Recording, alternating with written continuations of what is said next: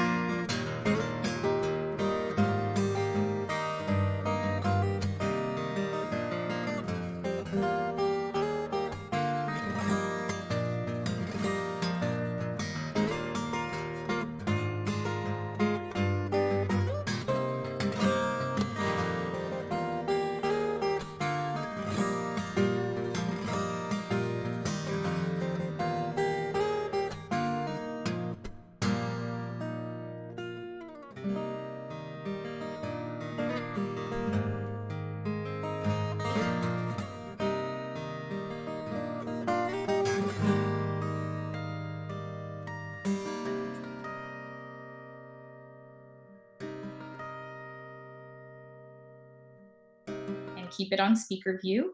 And I will be calling on our panelists since it can be a little complicated to know when to jump in.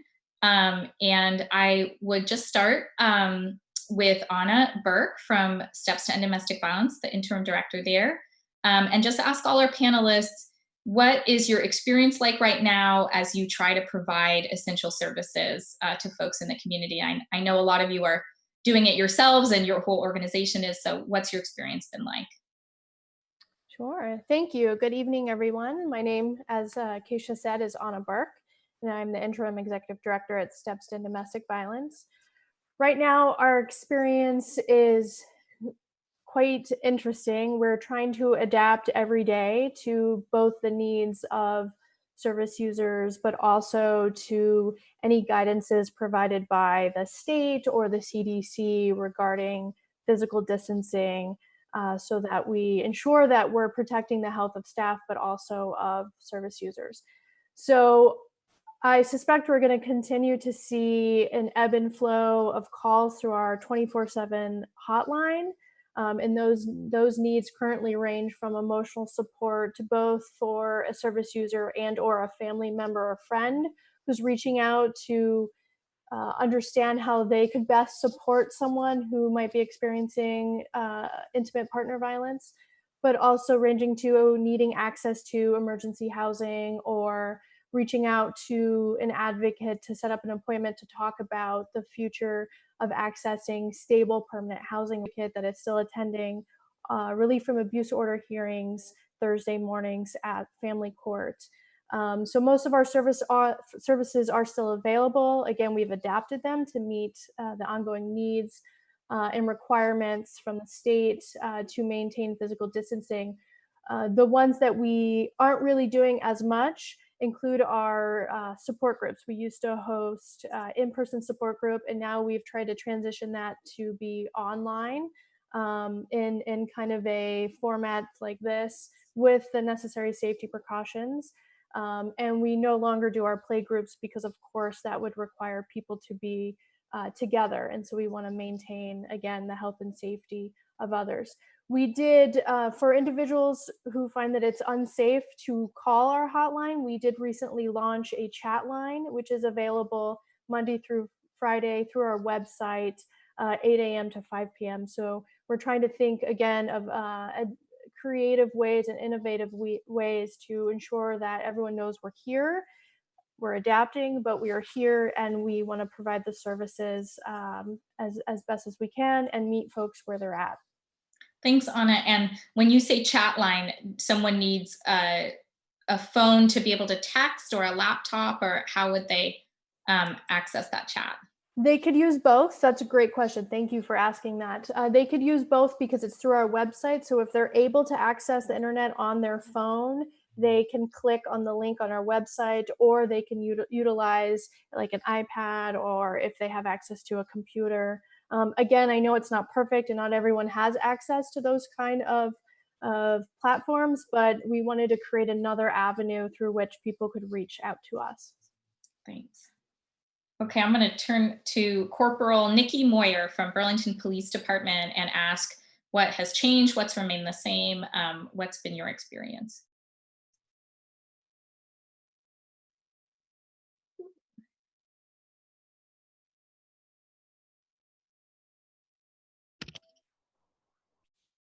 Can you hear me now? Yes. A little bit of both. There's a lot that's the same, and a lot that is different.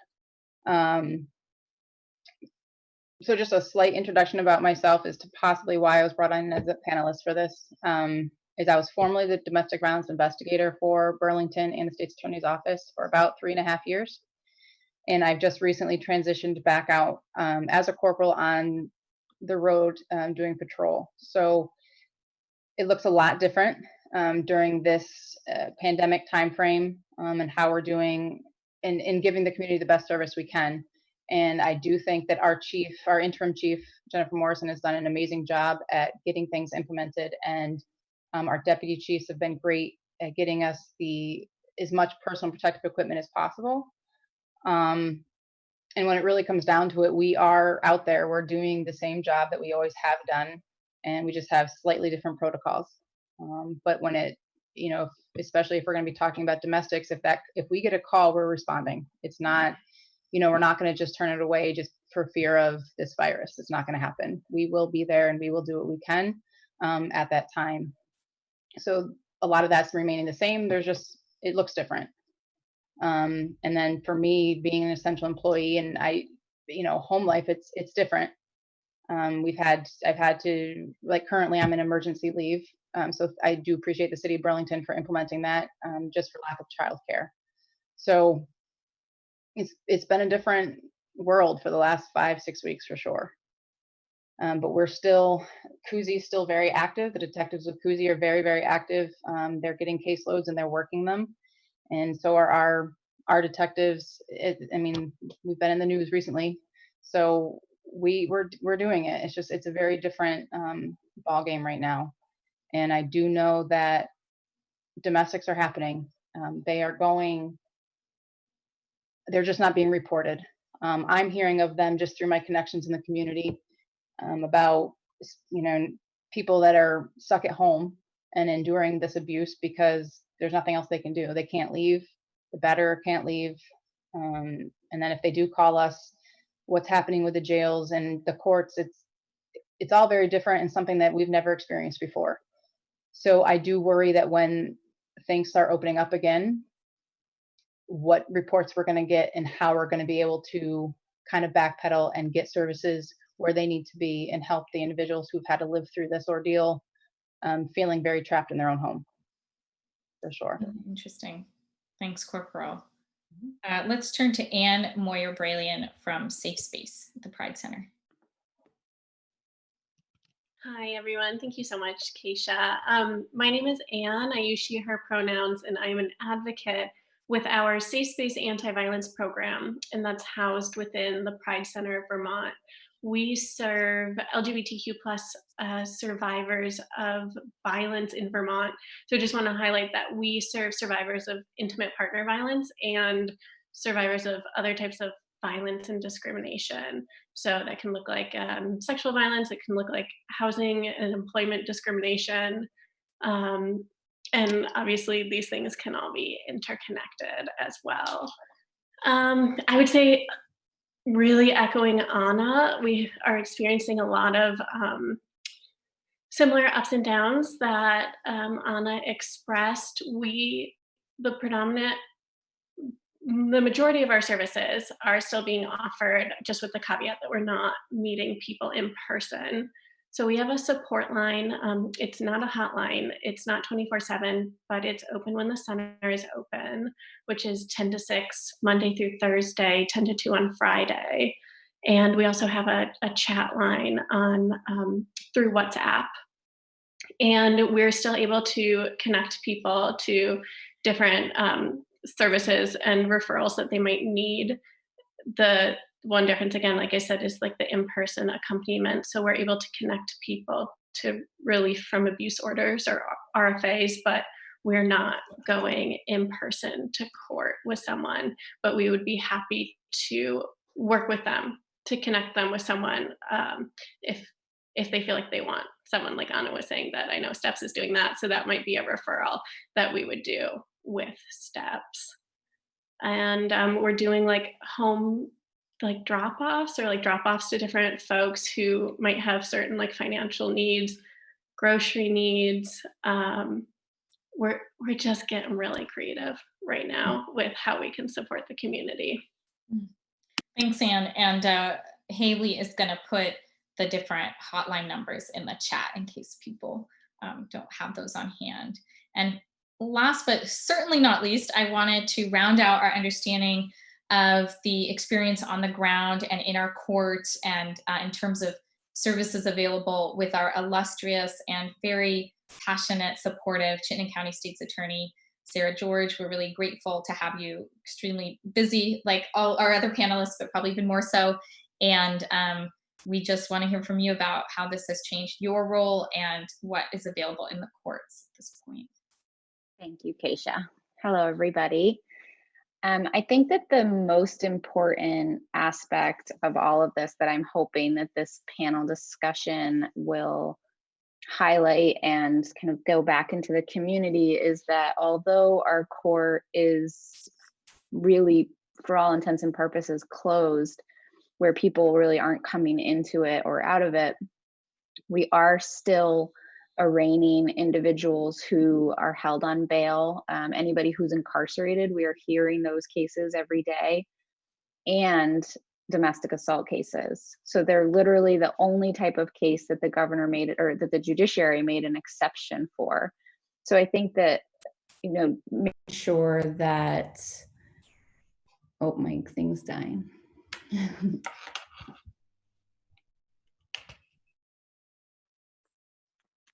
All right, can you hear me again? Sorry about that. Making sure that people know that although we aren't hearing any other misdemeanor cases in the courthouse, we are hearing domestic violence cases, misdemeanors or felonies.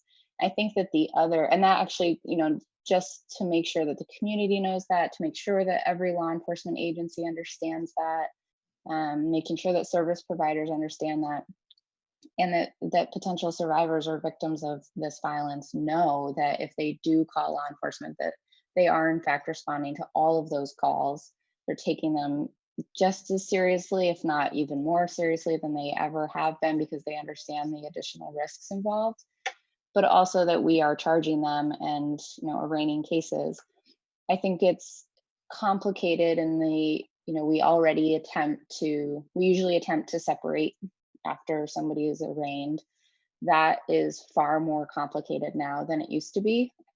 Just making somebody leave the home and go somewhere else isn't as kind of clear cut. You can't just go stay at a friend's house while this case is pending, or maybe even unable to stay with a family member that might have a compromised immune system. So trying to be really clear and honest with survivors about what to expect from an arraignment, what they need or what they want, and then being really clear with them what services are available in the community that they can use, which at first was a little unclear for us, even in our advocates in our office. But now, as time has gone on and everybody's adapted, I think that our advocates and our attorneys are really clear about what's available, and they can make sure that victims know that.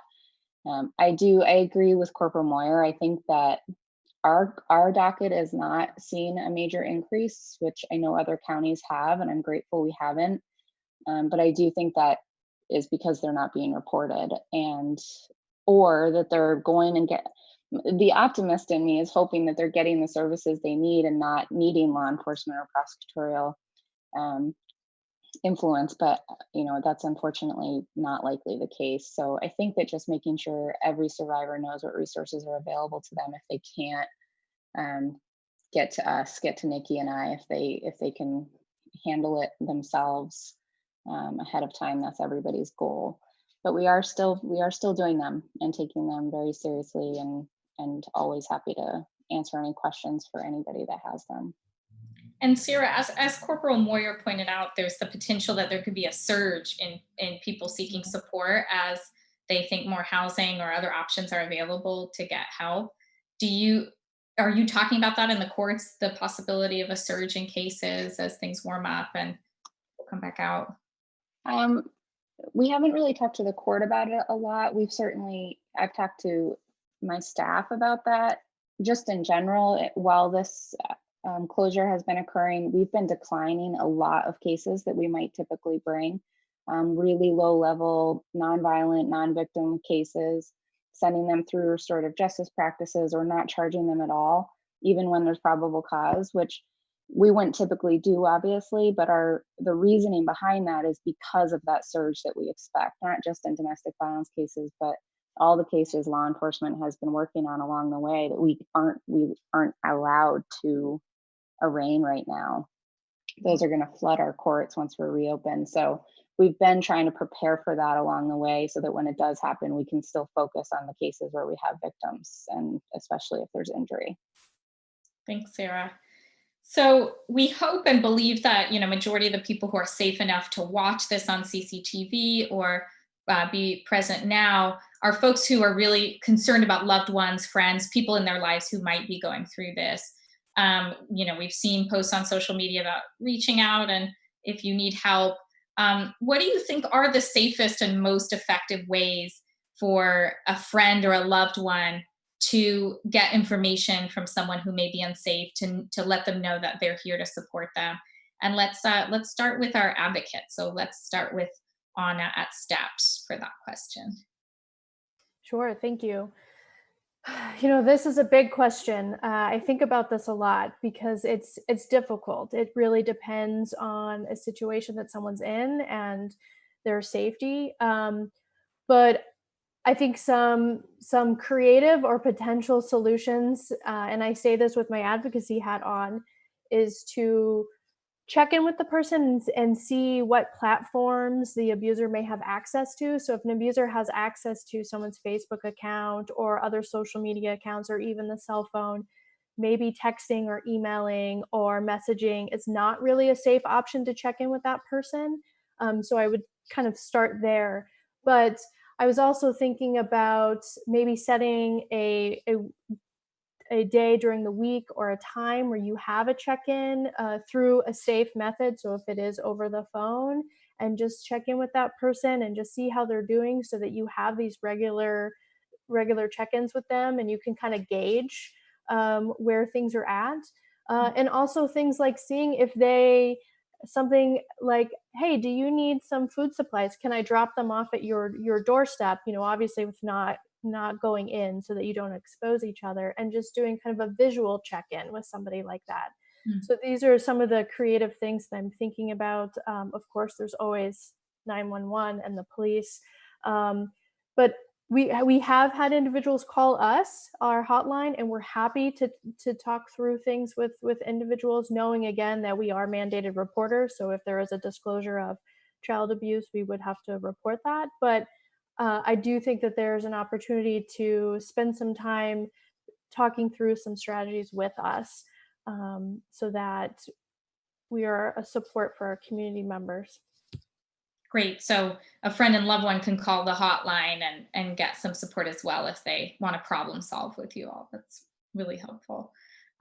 It is Sexual Violence Awareness Month as well, and we want to acknowledge that. We will share information about how to participate in a Take Back the Night vigil at the end of this call. But Anne, at the Pride Center and in Safe Space, you've put up a beautiful blog to just let people know they're not alone, which is at least one thing that people can be reminded of at this time. We'll share the link for that for folks, and just wanted you to comment on ways to effectively break through that silence and let people know they're not alone. Yeah, I think a lot of Anna's points were very well said and in similar thoughts to what I had. And again, just like highlighting Anna's point about just a general rule with supporting any survivor in your life is letting them lead the process and letting them choose self determination. So, and especially with safety, it's important to remember that it is very subjective, and a survivor is the best person to assess the safety in their situation, so they know what's the safest way to get in contact. Like Anna was saying, they tend to know which ways that the abuser are like tracking or like have access to which accounts. So I would definitely start there, and also reiterating Anna, want to give the invite to like family members, loved ones of survivors to call our hotline. I've definitely been on, many phone calls with loved ones, supporting them through that, and also combined phone calls of loved ones, even therapists and survivors. If just you feel like you want extra support in, maybe you're feeling like the situation, both of you are feeling like the situation is getting to a level of being unsafe that you don't feel ready to, or like have the proper tools to address, that we are definitely here for a resource for that as well. Thank you. And Corporal Moyer, what would you say to help someone who is talking to a friend or loved one about weighing, do I call the police or not? What will that do for me right now? How would you help them weigh that decision?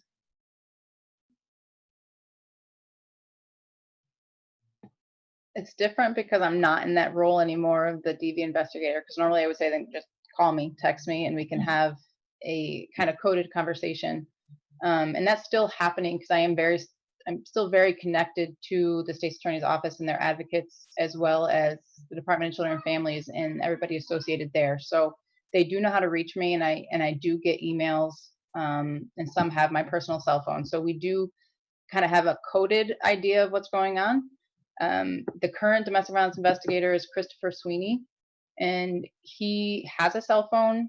And we have our own advocate, Mary McAllister, who I cannot talk about more. She's really been amazing, and she's been working very hard through all of this using a cell phone, and she's gotten a lot done. And she's just another one to really to use, and have those conversations with her, because she knows really that fine line of where we can seek guidance, where I can provide advice, even myself, because she'll reach out to me and say, hey, can you check on so and so? And I can have that brief conversation, and I know how to do it without crossing the line of, well, now it's mandated, now I have to do something. And if there's ever a question, even if the victim themselves don't want to speak to them, if they just give that permission to a friend to say, yes, please call and just see what they can do or see what my options are, we will take that call. And I've always put it out there that anybody can call the police department and ask specifically for me if they are more comfortable with that, or for Officer Sweeney. We can have those conversations without it being full-blown investigation. I have found over the course of the 3.5 years of only doing domestic violence that was what made me so successful, is I was able to just have candid conversations with people and understand their background and their livelihoods, and not just throw the criminal justice system in their face. And there's other avenues that we can take, and I can get them connected with the right people, whether it's HopeWorks, whether it's Steps to End Domestic Violence, or other advocates throughout the state, even not just here in Chittenden County. So I would always tell people to just find some way to get in touch with myself or Officer Sweeney at BPD. And even the Cousy detectives, I know, are willing to at least just hear a question, and they will give the best advice they can. We're definitely out there. There's a lot of support, and it's just a matter of how we articulate that. And one question about that too, if, usually people don't always go this route, but if somebody didn't feel safe to pick up the phone, they thought they might be being tracked, but they thought they could just stop there on the way to the grocery store or something, can someone be seen in person right now at BPD? Absolutely. We will not turn anyone away. We will ask specific questions, obviously, about just for our own protection, the whereabouts of the individuals, just the same questions that everybody's being asked anymore. And then we have masks, and we may ask them to wear a mask while we have a conversation. But I know myself personally, I'm not going to turn somebody away just because of this chance of this, this virus. And it is, and I'm not trying to downplay that, but I have a duty and an oath, one that I'm very proud of, to support my community, and I will continue to do that. And I know my other officers will as well. Thank you. It's a great reminder that you all are essential workers and putting yourselves on the line. So thanks so much for that. And Madam State's Attorney, what can you tell us about this moment and the way that people can be helpful to loved ones and friends? Yeah, I don't know that I have a whole lot more to add other than just making sure that they do know what their options are and not making those decisions for them, or guilting them or pressuring them into making a particular decision. I try to be, and I know our advocates try to be very upfront about what the criminal justice system can and cannot provide. And most of you probably wouldn't be surprised to find that it doesn't usually provide what people think it should or could. And so the more that we can provide them what they need without us getting involved, I always try to make sure that people know what those options are. Just as a sort of safety measure, I've actually had 3 or 4 women who have reached out to me during this time on my cell phone to just sort of ask those questions. What can I do, without actually disclosing what the violence was? And one thing I always make sure that they do is save my number not as Sarah George in their phone, and to make sure that they either get rid of the call history to the extent possible, or, because I think that those little things are things people don't really think about when they're calling. So just being careful to keep them safe with whatever decisions that they've made. But otherwise, I would really echo everything already said. I know that a lot of law enforcement officers have this kind of group of people in their community that they constantly worry about, not just during a pandemic. They just always sort of know that they're in a dangerous living situation. And I know a lot of them are kind of going above and beyond to casually sort of check on those individuals, regardless of whether they decide to actually report anything, but just making sure that they're doing okay.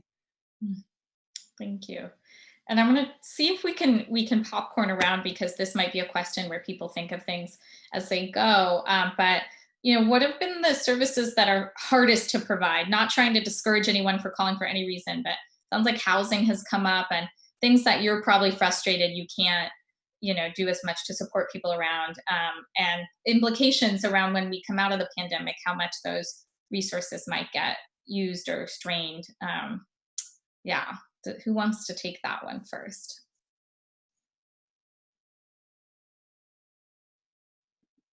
I can just say really quickly, on a very basic level, I feel like the face-to-face meetings and contact with some of these individuals is really hard not to have, for not just for us, I think, to really get a gauge on an individual and what they need, but for them. I mean, the literal physical contact of shaking someone's hand or hugging them, or not being able to do that, I think just feels even more separate and even more distanced. And it's hard to feel really safe talking to somebody on the phone about a particular circumstance you're in, versus being in that same space as them and knowing that that person is there with you wherever that place might be. And that's something that I just, I imagine social scientists around the world are just like chomping at the bit to study how this impacts us going forward, and probably doing a lot more stuff virtually to just avoid things like that. And I hope that doesn't continue to impact these particular individuals, because if I feel it, so I imagine that people in vulnerable circumstances are really feeling it.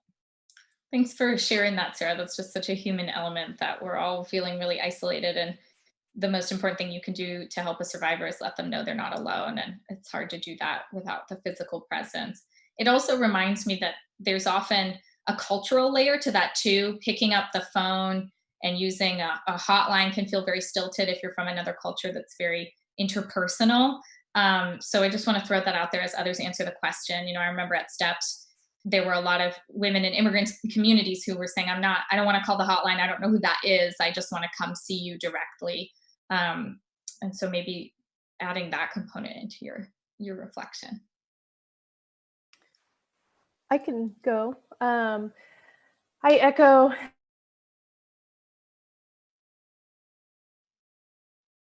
Ooh, Sarah's comment. Anna, you're freezing. Oh, You're good am now. okay, I'm sorry. It's windy here, so every time it's windy, my internet sometimes goes out. I apologize. Gotta love Vermont. Yeah, rural. I was saying that I am echoing a lot of what Sarah's saying. I think that that's exactly right. And before I kind of go into detail, I do want to preface that I am really impressed by and grateful for the creative and thoughtful ways in which both staff and community partners are working together to try to adapt to the circumstances and provide services. But I do see several changes or barriers. One being the lack of in person contact and how meaningful that can be for someone who is seeking services, especially after experiencing trauma. But additionally, I'm seeing for folks who are trying to access safe, permanent housing, it can be really difficult to work on those housing applications with them when you're doing it over the phone because they may not have access to a phone consistently. They may not have access to a computer or a printer to print off applications. And also some of our community partners are also adapting their services and working different hours and may not have access to the same kind of platforms that they would in their offices.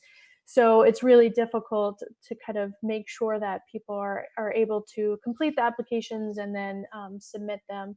I would also say, and I think this ties into what Sarah was saying around the in-person contact, but even with the legal advocacy services and legal clinic, providing it remotely kind of adds a different layer than if you're face to face, especially for individuals who feel more comforted by having that one-on-one interaction or are able to review a document better when they're in person with somebody versus doing it electronically or over a communication platform like this.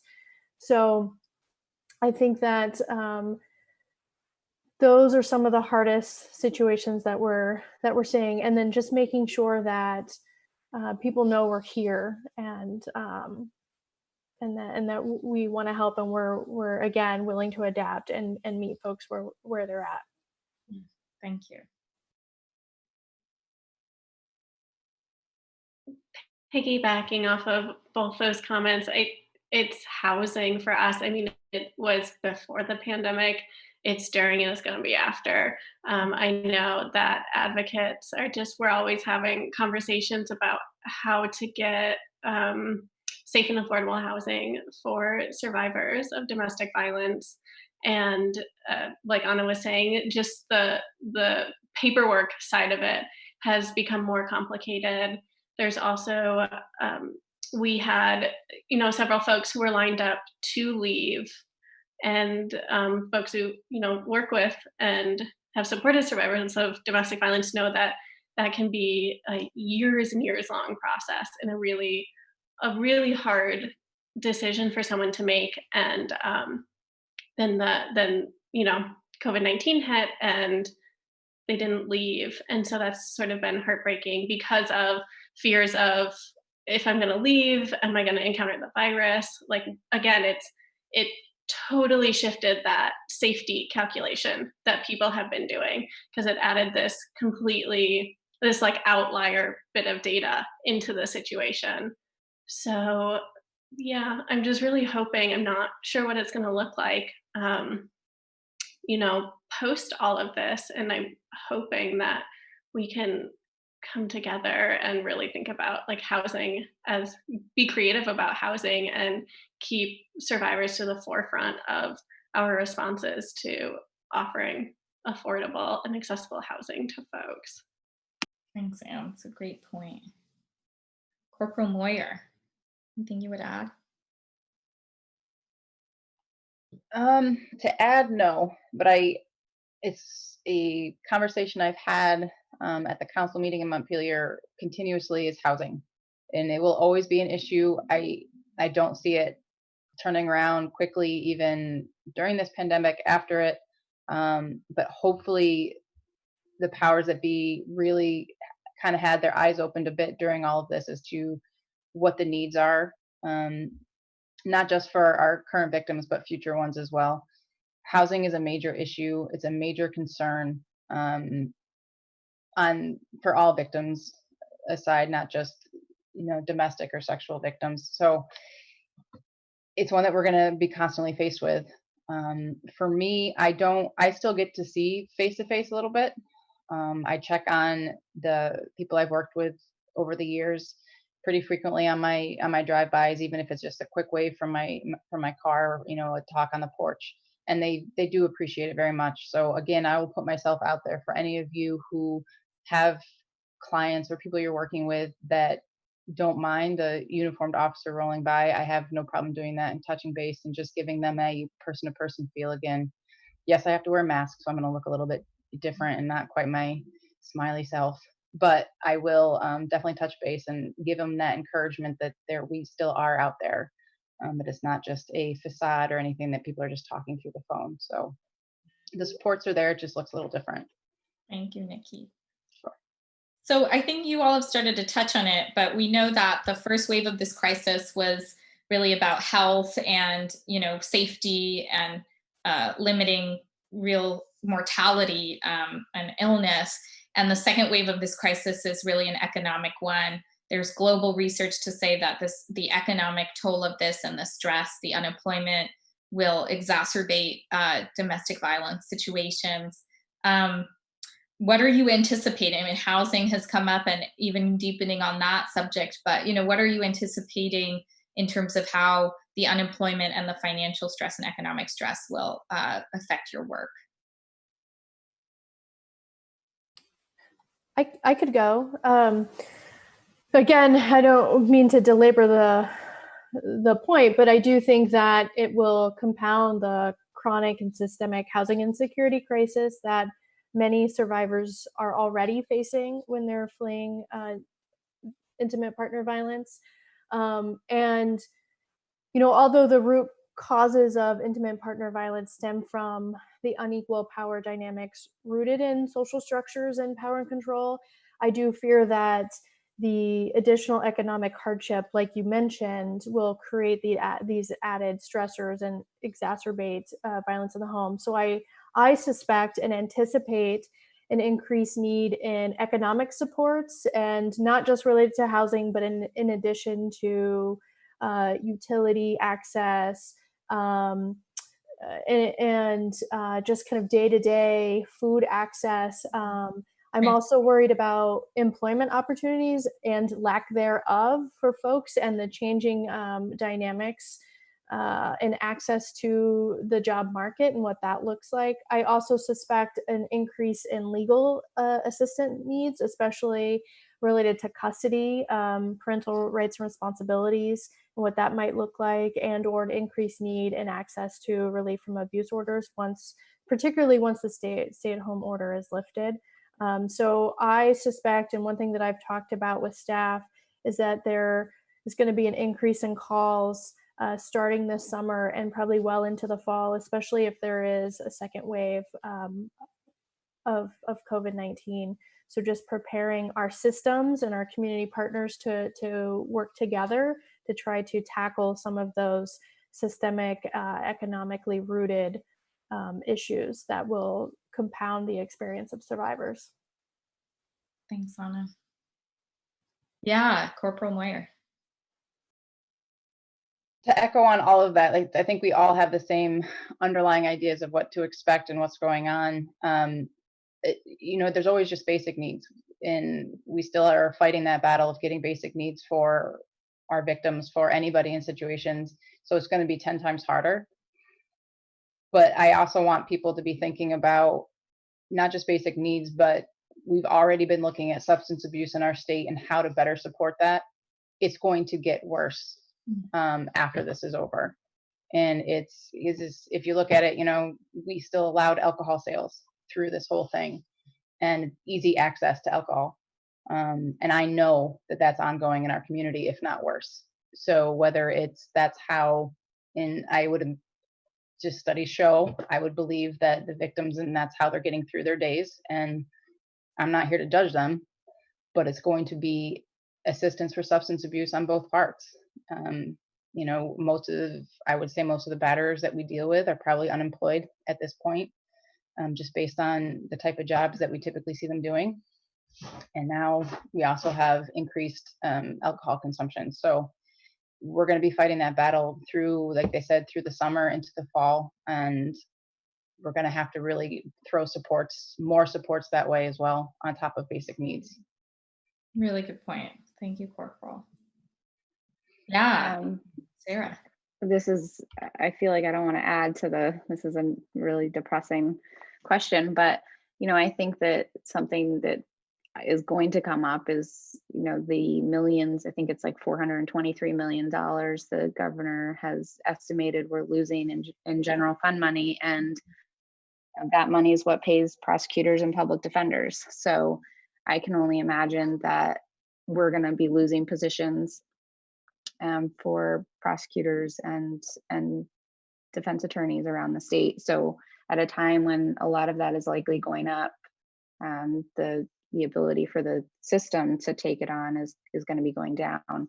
I think, the optimist in me is hoping that means that more support and more money will go towards restorative justice programs and community partners like the amazing ones on this call.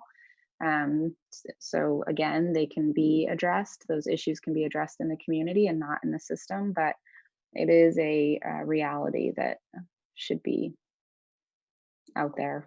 To the extent that we can do anything about it, I think not, but from our angle, but I do think that there's ways we can address it in the community, but we should be prepared for that.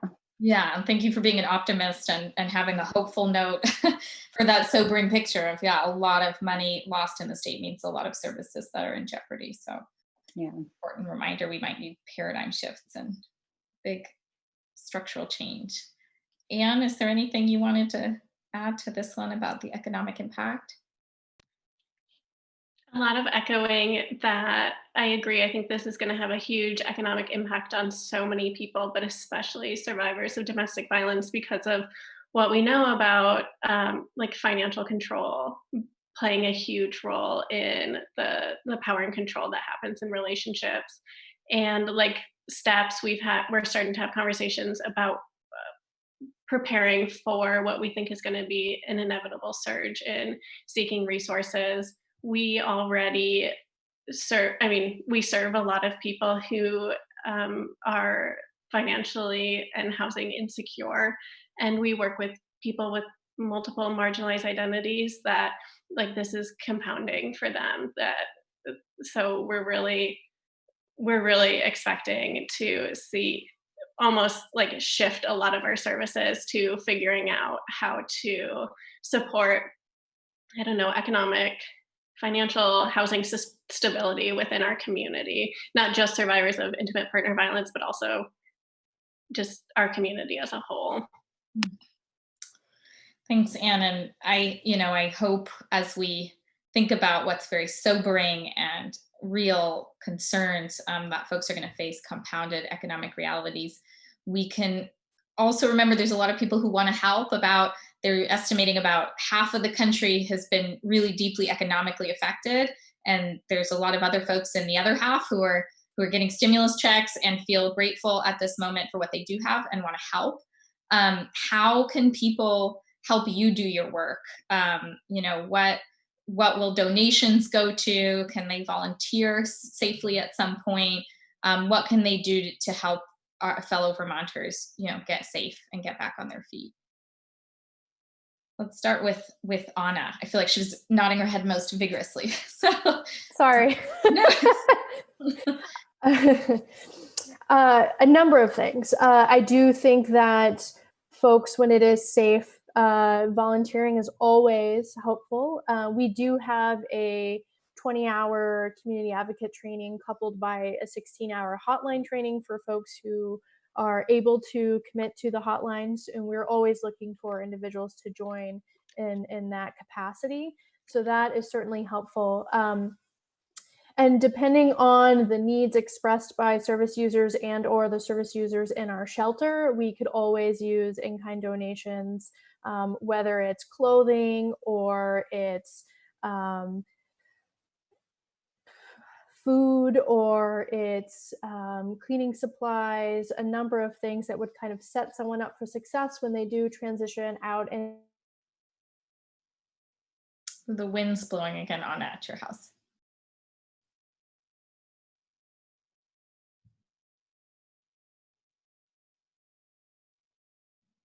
into the, Anna, am I still frozen? a Am I little still bit. frozen? What if I ask your board chair, Sue Gordon, to she might be prepared to say what you can do to help Steps to End Domestic Violence right now. Sure. Sorry. It's okay. Hi, everyone. I'm Sue Gordon. I'm the board chair at Steps. And well, obviously, any kind of financial donation to us or anybody providing basic services, whether it's the food shelf or COTS or HopeWorks or us or anywhere that people, feel they can put their resources. I wanted to, can I circle back to something we were talking about before now that I have the floor? Sure. Yes. Is, we currently the family division of the court is essentially closed till May 31st other than emergencies. And so I know that we have a backlog of folks that are coming to our legal clinic or like Anne mentioned, people who are been working very hard to get ready to leave their situation, but at this point, there's no ability to file for divorce or parentage. So we're certainly expecting a surge in those cases and needing to help people with that. And so if there's anybody on this call that's an attorney or a paralegal who would be interested in volunteering in our legal clinic, to help people fill out their forms, to help them understand just the basics of the divorce or parentage process or child support process. That's certainly a way that people could help. It's a great point. Yes, people either might have money, time, other resources. So that's another creative way people can help, and it's really needed.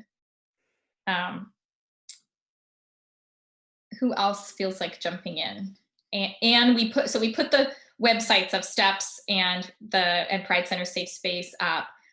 We'll add HopeWorks to that as well, and we'll hear from Catherine in the Q&A. Anne, is there something you would add about how people can help, whether it's financially or otherwise? Definitely, yeah, and the website is perfect for that. Donations are huge for us right now. We are a small nonprofit, so Safe Space, we just have 2.5 full-time advocates, and then the Pride Center as a whole, we're 8 people, and we're predominantly donation-based organization. And we've taken a serious blow with this crisis. So donations will go a long way for us. And on our website, you can select where you want the money to go. So you can select the Safe Space Anti-Violence Program, and that's going to go directly to supporting survivors of violence. And also volunteering, there's a volunteering tab on our website, and we're very flexible. So you kind of fill out the form, let us know kind of where your areas of expertise are, and we'll kind of put you in the right spot. So we really, anyone who wants to help, you're welcome. Great. And before I forget, let's say out loud for people who watch this on CCTV, that's stepsvt.org. That's pridecentervt.org/safe space and hopeworksvt.org. That's a way to help some of our main nonprofits that support survivors of sexual and domestic relationship and household violence. So ways Corporal Moyer, that people can help BPD do their jobs better, or police in general in our state. I don't know. I know I have pride in the organization I work for, but I think we've been doing a phenomenal job under this conditions that we are working right now. But I really just want to call us. Don't hesitate to call us because you think we can't respond or we won't respond. It might start out as just a phone call until we figure out kind of what we can do to assist, but just always call. A lot of people are just hesitant because they think we're too busy or that it's not that important. I always tell people to call us anyway, and we will figure out what we can. If we can help, we'll figure out how to do it, or we'll put you in the right direction. Always reach out. Our Mary McAllister, again, I'm going to keep putting her out there. I know she's going to hate me for it, but she's been doing this for like 25 years or so. I feel like it's like forever. And she's taught me pretty much everything I know. So she'll tell you what you need to do, how to do it, in the best way possible to do it. So, but BPD as a whole, we're out there, we're still doing it. It's a little bit different, than we have been, but please call us. If you have suggestions for us of how we might be able to do something better, we are open ears for sure. And we will keep doing it. The community has been great. We get so many baked goods and food and all of this stuff from the community, and it's very appreciative. That quarantine 15, I think, is going to hit BPD kind of hard, but our community's been great, and so we just want to keep giving the same services. And I apologize, there's a toddler in the background, but we're doing all right. We're hanging in there. Thank you. Thanks, Nikki. Sure. Mm-hmm.